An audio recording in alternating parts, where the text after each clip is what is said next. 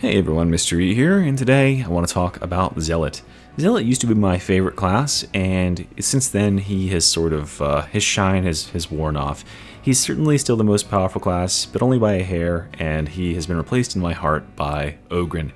Ogrryn is just so fun, and more importantly, he's so varied. Like, there are so many ways to play Ogrryn and be powerful and win, and there's multiple use cases for all of his different abilities and keystones, and it's just a really well thought out talent tree. Even though the Ogrryn has a fraction of the weapons and ranged and melee that the Zealot has, he just plays with so much more variety, so I have to assume that comes down to his talent tree. And it makes sense. The Zealot's talent tree is the oldest one. It's the only one that hasn't been fundamentally really reworked. The other three all have. So I'd say it's pretty obviously time for us to, take an axe to this thing and really get it into the modern era. I have a lot of issues with this talent tree, and so I'm going to be breaking those down today because, like the thumbnail said, I think that the Zealot is the strongest class, but he is also by far the most boring once you get the hang of him. I know what you're saying is like, what do you mean he doesn't have like build diversity? He has 3 ultimates that are all pretty good. Well, I'm here to make the case to you that ultimates are not what defines the build. It's everything else. Because I'm going to make the case here today that the Zealot has exactly one build. That there is one style of gameplay that effectively, no matter what ultimate you choose, it's always going to be playing more or less the same. And compare that to the Ogrryn, who we could use just taunt as an example. How many different ways could you play a taunt based build? You could have a heavy attack with crunch and beat them back with like the slab shield based taunt build. You could have a light attacking with the bully club with batter and strike true based taunt build. You could go either heavy hitter for more damage or feel no pain for less. You could use this just as a way to regenerate toughness while you gun enemies down with your burst limiter override with a twin link stubber. Or you could go into my favorite build, which is leaning into explosives, into big boom and fire away, and just pumping out grenades, grouping enemies up with the taunt and blowing them up. All of those fundamentally feel different to play. Compare this to the Zealot, and, correct me if I'm wrong here, but this is how I feel about the Zealot after having, almost 700 levels of him. Every single build, no matter what talents I choose, no matter what keystone, no matter what ability I choose, all ends up being I move really fast, I attack really fast, and my melee hits do a lot of damage and I crit. And that's it. There's no ranged gameplay. There's no grenades or clever use of abilities or anything like that. It's all about getting crits. It's all about moving around the map really fast, and it's all about melee attacking hard and often. So there's just no build diversity, and there's no way to create a identity for your build that really stands out. And that's because of 2 reasons. It's because, 1, there's no talents in this entire tree that could differentiate these builds at all. That 90% of these literally just say add more melee damage, add more attack speed, gain toughness or whatever. That's the only 3 things these talents say. And the second thing is that the way that this is structured, it pretty much guarantees that you will follow the same path every single time once you have passed a certain level of skill and knowledge with the class. So I'm here to spell that out for you today. I will not be going over every single one of these nodes like I have done with my past tier list videos for the Ogrryn and the Veteran, because I think that the Zealot talent tree is super boring. If you really want to see that, please let me know down in the comments. Also, if you agree or disagree with me, let me know in the comments so I can argue with you for the next week or so. I really appreciate you watching. Liking and subscribing definitely helps the channel out, helps me grow, and let's get into it. Okay, so my first big issue with the Zealot talent tree is that the groupings of talents are unequal. They are not distributed fairly at all. And I can make no clearer evidence of this than at the top of the tree here. We have over on the right side here something I call the trifecta. Scourge, Second Wind, and Enduring Faith are all synergistic with each other. One of them regenerates your toughness. One of them makes your toughness take less damage, and the other one enables that toughness damage reduction to go into effect and gives you additional damage while you're at it, right? And it synergizes with itself. So this is like a no-brainer take. If you're playing at a high level, and by that I mean Auric missions or above, into Havoc and stuff like that, you should be taking this in builds. If you are not taking this in builds, this is my kindly PSA to you as a very, very experienced Zealot player. If you are not playing with this and you're seeing other players who are literally surviving crazy ass things and you don't know how they're never dying, it might be because they have this. It's probably because they have this in their tree and you don't. Taking these nodes right here, this trifecta, will double or even triple your survivability on Zealot. It's crazy. So we got into here, right? We should be taking this. This is the optimal way to go. This over here is terrible. All of these nodes are C or D tier. These are dog shit. So this is just a cancerous path to take in general. And this middle one is kind of mid, right? Anointed Blood and Purge the Unclean are fine, but Restoring Faith and Voice of Terra are really bad. They're like C tier. They don't do anything for you. So you're going to have to take a dead node if you want to get to Immolation Grenade at all. And since all builds should be taking this to start, if you wanted to take Immolation Grenades, guess how many points I'm going to have to invest to change which Blitz ability I want to take? 1, 2, 3, 4, 5. So, bless me, goddamn. So, I'm investing 4 points in order to give myself an option of a second Blitz ability. And one of these points, at the very least, is very suboptimal to take. And the other kicker for this is that Blades of Faith is the best Blitz ability on the Zealot because it doesn't take grenades from your team. It does high damage. It snipes elites, snipes specials. It's free. Like, it replenishes itself. It comes out really quickly. And yeah, you basically have unlimited of them. Like, this is just such a solid Blitz ability. And plus you can use it to like cheese out, pulling out your flamer and stuff faster. But it is just the best Blitz ability and it happens to be right under where you already are. So there we go. Wham, bam, pow. Thank you, ma'am. We have solved 1/3 of the Zealot's talent tree. We've figured out that these 3 are the strongest talents that he could have in this area. They're all right next to each other. And this is the strongest Blitz ability. So there you go, GG. And, not to mention, like I said before, going any other path is going to be inefficient. It's going to be wasting points. If you went that other direction, you would have used 10 of your points already to get to here. And you would, so we have 24 left to spend. Where should we go next? Let's come down to our second choice of 3 paths. And this is the other thing that really, really sucks about the Zealot talent tree, is you have to commit. If you want to get an aura, you must commit. You must go down this path, one of these 2 paths to get to it. If you want to get this Blitz ability, you must commit all of these points to it. Compare this again to the Ogrryn, who, again, I will be comparing a lot to the Ogrryn today because the Ogrryn is the newest rework and he has a very, very good talent tree by my approximation. And so I'll be using him as the gold standard. So if I wanted to choose a different Blitz ability, and I'm here, it costs no extra points, right? As opposed to a 4-point investment for the Zealot. So let's assume I choose my Blitz ability and I come on down this way and I grab this taunt in the middle. If I want to choose any aura, well, it's 1, 2, 3 points to stay close. It's 1, 2 points to Coward Culling. It's 1, 2 points to Bone Breakers. Even if I chose something like Point Blank Barrage, I can still go 1, 2, 3, 4, 5 and get to Bone Breakers. Now that's crazy. I don't know why you do that, but you can still get there, right? And it's still less points of investment than it would be to swap between auras in the Zealot talent tree. Now, all this could be made up for if these paths were equitable. And let's check that for a second, right? Let's first talk about what our goal is, right? We want to get to one of these auras. So which one of these is the best? Well, Benediction is the best. It's S tier. Beacon of Purity is like a B tier. And then Loner is a D tier. So this is the worst one. This is the best one. This one's the middle one. So it would make sense for equality and build diversity that the best nodes would be above the worst one. The middle ones would be above the middle one. And the worst nodes would be above the best aura, right? Well, unfortunately, you know what I'm going to say, which is that some of the best nodes are right here. We have, in order of appearance, Duelist, which literally doubles your damage or more every time you dodge.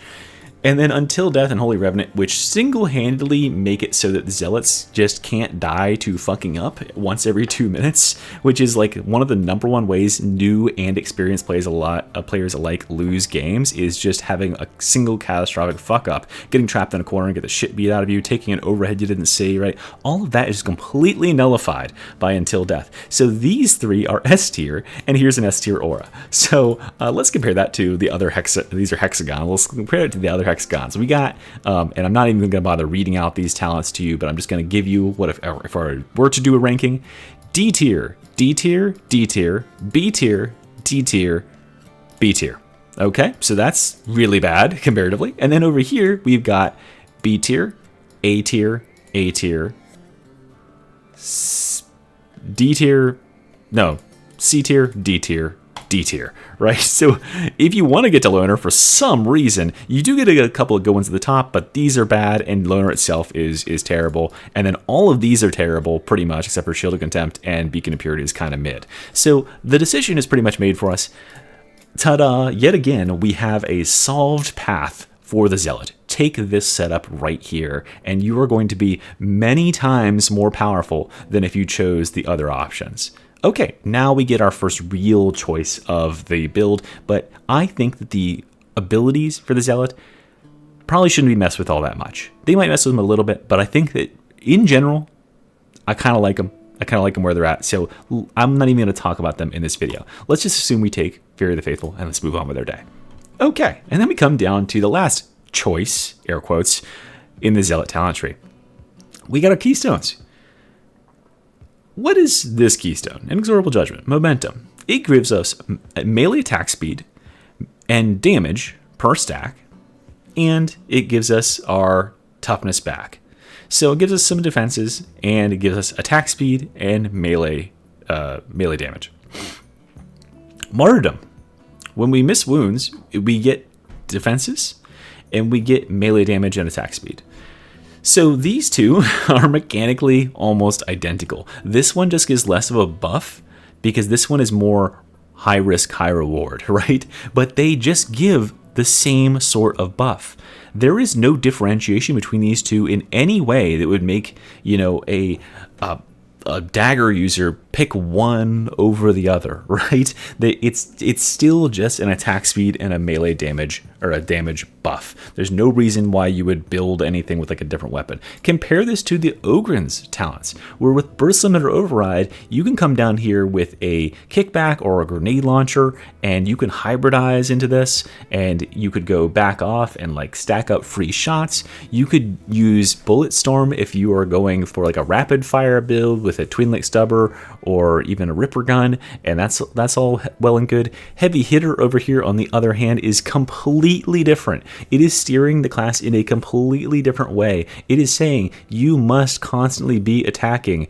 Every 8 seconds you must attack in order to keep your damage buff up, and when you do, you're going to have huge stagger and huge cleave, and you're going to regenerate so much more toughness, and yada yada yada. And then somewhere in the middle we've got Feel No Pain, which is, hey, you are going to regenerate a ton of toughness. All of these play radically differently, and that is what I want to draw attention to, because even with the last Keystone that we have down here in the Zealot, it does not play radically differently, because even when you take Blazing Piety, which is again the objectively correct decision, you're still meleeing stuff and hitting hard and hitting fast and hoping for crits. So what do we got down here? Well, we got Invocation of Death. And Invocation of Death is something that almost every Zealot build should be taking. Actually, every Zealot build should be taking this node, right?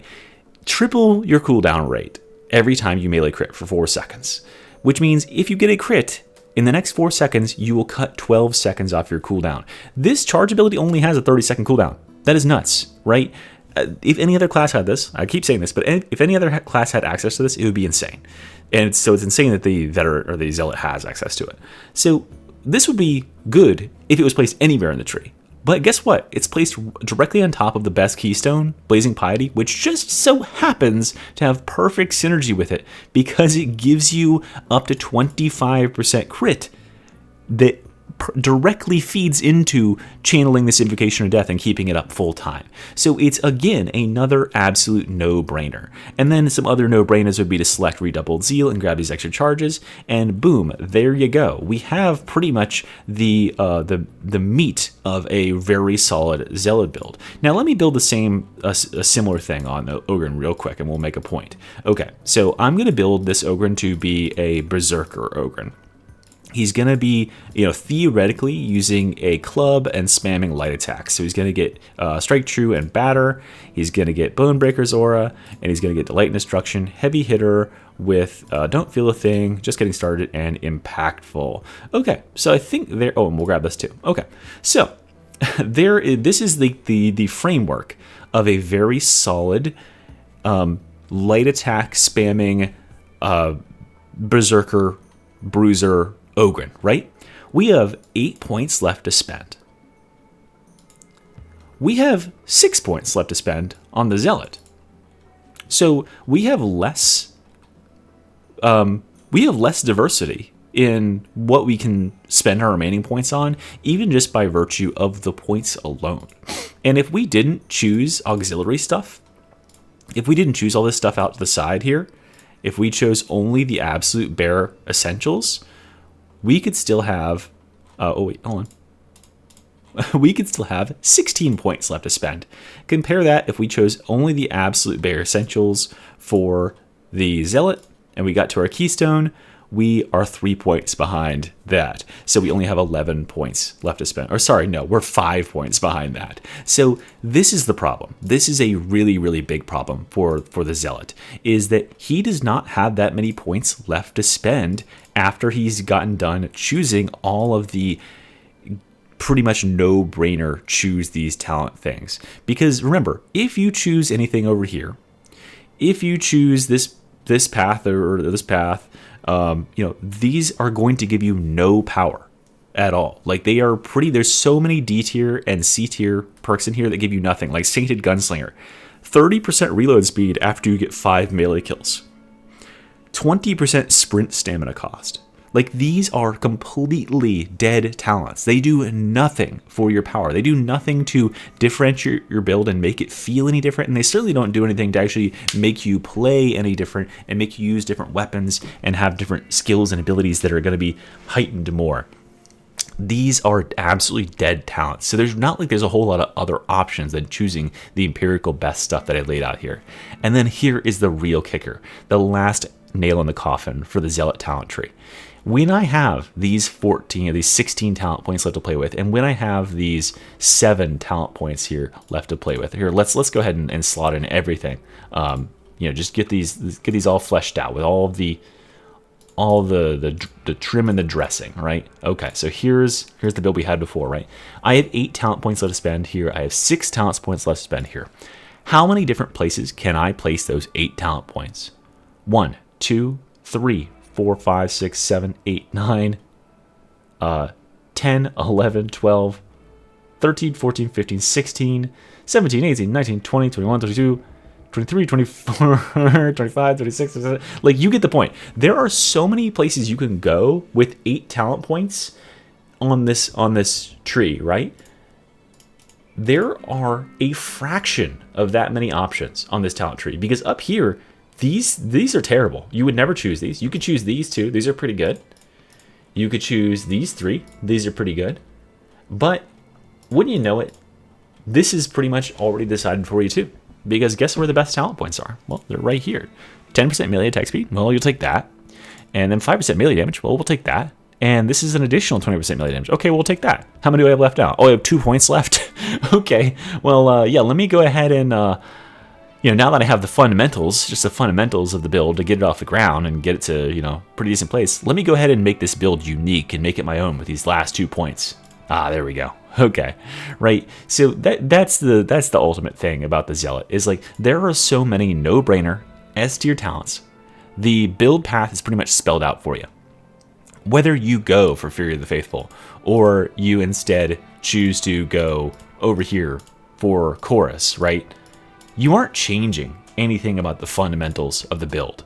You would still probably, this is still, like right here, ta-da, This is the same build, just with chorus instead. And this would be an S tier, top of the line, one of the strongest builds you could have in Havoc. But it plays the exact same. It feels the exact same because it is the exact same. And at the end of the day, it doesn't even matter. You could choose random talents. You could have a AI program that randomly assigns you talent points for the Zealot. And you could play the same weapon setup. You could play the exact same way, sliding around the dueling sword, and it would play the exact same every single time, because there are no talents in this tree that differentiate the Zealot playstyle at all. There is no such thing as a ranged Zealot. There is no such thing as a Grenadier Zealot. There's no such thing as a tank Zealot. It is all fast, speedy melee attacker Zealot, and that is the thing that has bored me like nothing else with the Zealot. You just feel like you are playing the same thing every single time, regardless of what weapon you bring and what ability you bring. And and that's all I have to say about it. I really do hope that the Zealot sees a rework. I would love to see a Zealot future where he has something that like maybe can make him use powered weapons like the chain swords. He gets extra benefits out of using them. He gets extra benefits out of using weapons that have like low ammo counts or something. I don't know what it would be. Like, I'm not the game designer yet again, but he has to have something that can really differentiate his playstyles so that you just don't just always devolve into playing every game the exact same way. And at the same time, they should probably lean a little bit of power out of these very, very obvious like paths that just have all the good stuff in them, and spread that across the field and water those down and beef some other stuff up at the same time. And they gotta fix these keystones, because these are just a mess. And they gotta please these areas like right here and right here, please target these for nuclear destruction and rebuild them from the ground up. That's all I gotta say. Okay guys, thanks for watching. I'll see you next time. Mystery out. Bye.